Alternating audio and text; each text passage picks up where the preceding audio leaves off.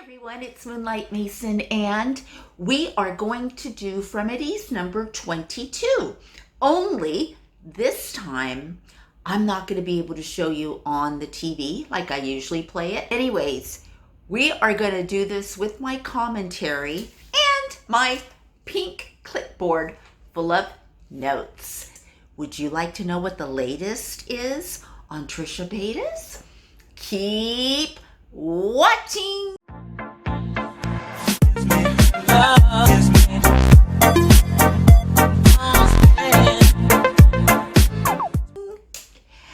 Hi everyone, if you're new to my channel, welcome. I am so happy that you decided to check this channel out. If you get a chance, please consider subscribing. And for those of my returning viewers, you know how much I love you so much. And thanks again for all of your comments down below. Now, we're going to talk a little bit about Trisha Paytas and Ethan Klein in their last podcast, Frenemies. They started talking about the Beatles, and Ethan goes into teasing Trisha, how he can get just about anybody on the podcast. I think Ethan got tired of telling Trisha, no, there's no way we can get so-and-so on the podcast. And so he kind of teased her a little bit with Ringo Starr or Paul McCartney, having one of them on to the podcast. And Trisha doesn't know who the Beatles are. She doesn't really care about the Beatles, I think. She said something like, Ringo? Who's Ringo Starr? Like, who plays the drums? Which one's more relevant? All of these things that I found interesting, since she knows so much about music and theater, and she doesn't really know that much about the Beatles.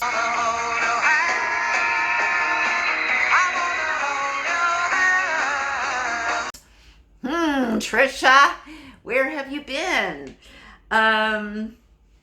They talked quite a bit. They went into David Dobrik versus Seth, and how Ethan had that podcast with Seth where Seth shared his experiences with the vlog squad and being essayed by Jason. David, he's a very convincing person. He was very calm and everything seemed normal. And he was just like, yeah, we just have this scene, I want you to make out with Corinna. And, are you cool with that? And I was just like, yeah, no, I'm fine with making out with Corinna. That's fine. I don't understand exactly what this bit's for, but I'm just trying to basically just get it over with so I can, go home and get some rest. And then, during the video, we kind of start the makeout. Starts going, and then it's going on for a decent period of time. And after Jason pulls off his mask, and I realized that, I just was touched by someone that, I did not, consent to having their tongue. And I'm sorry, it is a little bit hard to kind of talk about this because this situation, I know a lot of people because also, I'm a man. And they talked a little bit about how David Dobrik, doesn't have any accountability. He doesn't come up and he doesn't address things. Especially the Seth incident should have been addressed. I completely agree with that. It shouldn't be just let go.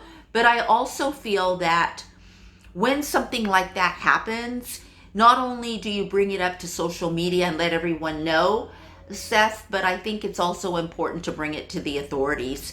I believe that, Jason and David and all those vlog squad members, I do believe that they manipulate and take advantage of other people. And based on your testimony, I think it's rather serious, the abuse. So yes, I do believe that David Dobrik needs to offer some kind of apology or just some kind of acknowledgement that this happened to Seth, and I know it's happened to others as well. They then went into talking about Keemstar and Philip DeFranco and how they both decided to showcase David Dobrik getting some kind of new bed. I'm not, into watching David Dobrik, even though I did see a little bit of his podcast, the last one with oh my God, the last one with that singer, what's her name? I've never really heard of her before. And there was a lot of flirting going on. I love you you're beautiful. That's what I said. And, this is like 2015. Yeah, it was maybe. A long time ago. Yeah. And Madison fucking liked the tweet, and she followed me back. And I have no recollection of this. Well, of course, because fucking thousands of people. No, but it's not like I was liking and following back a bunch of people. You so probably I feel saw my profile picture, and you probably saw a future. Yeah. And you guys know who I'm talking about. There's a lot of flirting going on. I wasn't sure if that was like his girlfriend or why he doesn't have her as a girlfriend. I think her name is Madison Beer. And she's a singer. Her name just came to me, Madison Beer. So anyways, you guys, let me know down below, who is David Dobrik dating? Is he dating anyone? And what is the relationship with him and Madison Beer, who I'm assuming is a different Madison than his assistant, Maddie? What happened to her? Why did she finally leave? I don't know. So let me know down below if you know. Moving right along, they further went on to talk, especially Trisha talked about, Mia Farrow and Woody Allen. And there's apparently, according to Trisha, there's a new documentary on HBO, I believe, on Woody Allen. And I want to see it. I do want to see it because she talked about how not only Trisha talked about how there's footage, like documentation of Woody Allen actually essay his girls, his children, one that was adopted by Mia Farrow, and I believe that's Sujing, is that her name? The one he actually ended up marrying at 16. Yeah, and then, but Trisha, what Trisha was saying is that there's actual footage of Woody Allen the younger one. Two of the biggest stars in the world. The father is Woody Allen, writer, director, actor. The mother is Mia Farrow, his co-star and mother of his 3 children. Say hi. Hi. My family was really close. It was an amazing childhood. But no matter what you think you know, it's just the tip of the iceberg. Just over the moon happy. But that's the great regret of my life. I wish I'd never met him. Mia reportedly has a video of their daughter Dylan explaining how Allen molested her. Could you give us a comment, Woody? The younger little girl. And so that was news to me. I didn't know that. And why are these people getting away with this? That's all I have to say is, why is Woody Allen getting away with this? No one's really speaking out. Why doesn't the younger girl come out and say anything? I know that there's a lot involved in families when there's SA involved. There's a lot involved because, you don't want to hurt people. You don't want to break up your family. I mean, there could be so much involved. You're scared. They may have threatened your family. But I think at the end of the day, especially right now in today's climate, we need to speak out with the Me Too movement, and we need to talk and tell our truth. And even if it's just making a video about it, I think it's worth it, you guys, because we've got to share what happened to us.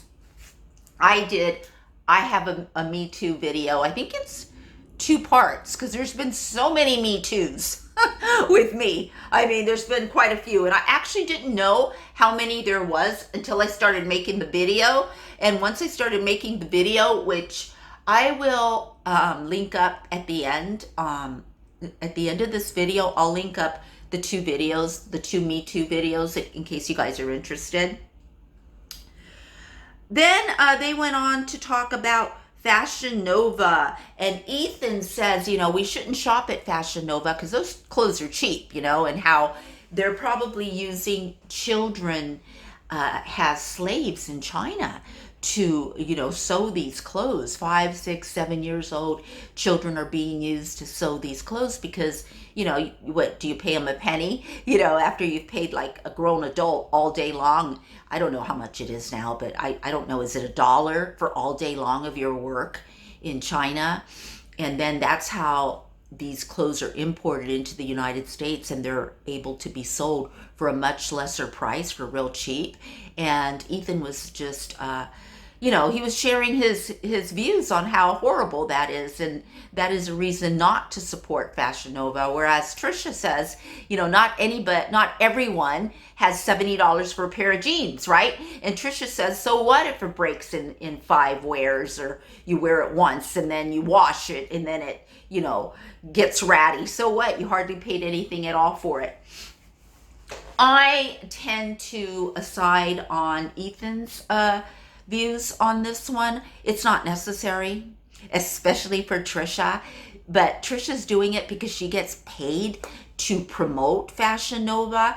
So, she's like one of their ambassadors, and so she's going to defend them no matter what. But at this point, we would have thought that Trisha would have grown enough to know and to admit when she learns something, like, Ethan said something really horrible. It brought like really bad vision to my mind. He said little children with bloody fingers trying to sew, these clothes. And it's probably not far from the truth, to be honest with you. And then Trisha said that she actually went to a Fashion Nova warehouse in LA. But after she stated that, she kind of just backed away and let it go. She didn't really enforce it as much as she enforced how much she could do a pull-up. We're going to get to that. But yeah, so I totally agree with Ethan. I would recommend that you not shop at Fashion Nova. I just don't think that it's necessary. I really don't. Now, I'm not saying that the clothes like at TJ Maxx or some of these discounted department stores,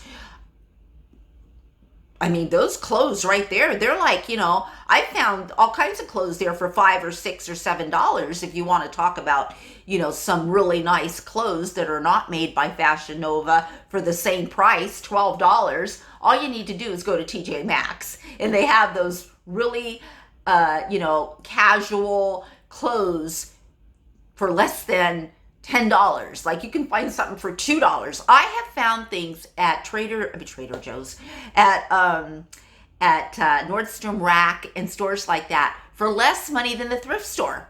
You just have to look, and I'm not a shopper. I'm not, you can probably tell, but I'm not a shopper. And when I do go in there, it's probably once every 2 years or something, because I don't like going shopping at stores. And the reason is because there's something wrong with the mirrors in the, in the dressing room. Those mirrors are rigged. I don't know what's wrong with those mirrors. And I always think that they might be two-way mirrors and someone might be looking at me, because there's been a lot of cases of that happening at department stores. And so I'm like, I think I'd rather just skip it. So anyways, next, we talked about Fashion Nova. Oh my God, can we talk about Adam Sandler? And Trisha Paytas keeps getting scammed, and she keeps buying these clothes, and what she thinks is Adam Sandler's clothes, and clearly they're not. The last one that I just saw her unbox was the camel's blazer that Adam Sandler wore. Supposedly he wore this, yet you can clearly tell that it's not the same one. The patch isn't in the right place. The collar is much thinner and smaller in the one Trisha got compared to the original one. I did order, I spent $4,000 on the Happy Gilmore jacket, the gold one he wears at the end, that's coming this week. And I spent $4,000 on this jacket. That's the most. This was only $750, so I was like, hey, whatever. But I spent $4,000. You think you have a problem spending money? Well, no. But no. I think I'm worried that I got ripped off with the Happy Gilmore jacket. I just spent $4,000, and even most of them maybe don't spend $4,000 on that jacket. So I just thought, for how long? Like Ethan said, how long is this going to go on? How long is Trisha going to be paying thousands and thousands of dollars, throwing it away, thousands and thousands of dollars for, for, I don't know what she's doing, for something it's not even real? And she knows that it's not real. She knows that it's not real when she sees that the details, and yet she still puts it on and she acts like it's real. And then for her to say, oh, well, it smells. Yeah, do you have any proof this actually belonged to him? It smells. I think maybe that makes it authentic, because it smells. Well, Trisha, you don't know what Adam Sandler smells like. So it could smell from being in a closet, I don't know, but I think that there's got to be some sort of serious issue there with Trisha. Honestly, when you keep buying a movie star's clothes and wearing them in the hopes that he's going to notice you and maybe put you in one of his movies, and when you admire, okay, let me just put it this way. Trisha Paytas admires Adam Sandler because he puts Jewish references in his movies. She admires Adam Sandler because his wife converted. She admires Adam Sandler because, he is Jewish. I am so inspired by him because he puts so many Jewish things throughout his movies. Stop. No, he does. Why? Does he not mention Judaism every movie? Why is that a reason to admire him? Sends his kids I thought to you were going to say he's preschool. funny, he's a good writer. No, he puts Jewish references in his another films. Jewish person that puts so many Jew references in every single movie he makes a Jewish reference. Okay, well, let's cancel Woody Allen. We're an anti-Woody Allen podcast. Listen, it's fine that you like him for that reason. It's just not what I expected. He takes his daughters to Hebrew school. That's fine. It's just not what I expected you to be praying. Me. And he is Jewish. So it just makes you think.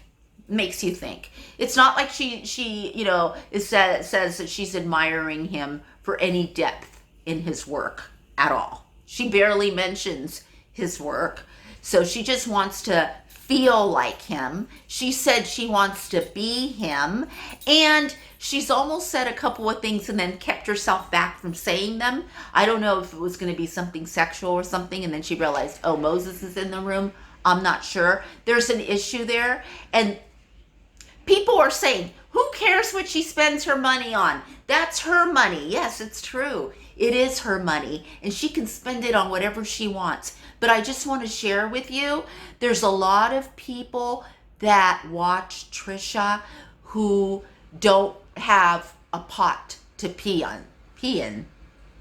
They don't have a pot to make rice in. It seems like she'd rather be scammed and wear something that kind of looks like Adam Sandler's clothes and just, I don't know, show it on social media. She'd rather do that and spend thousands and thousands of dollars doing that for something that's completely fake.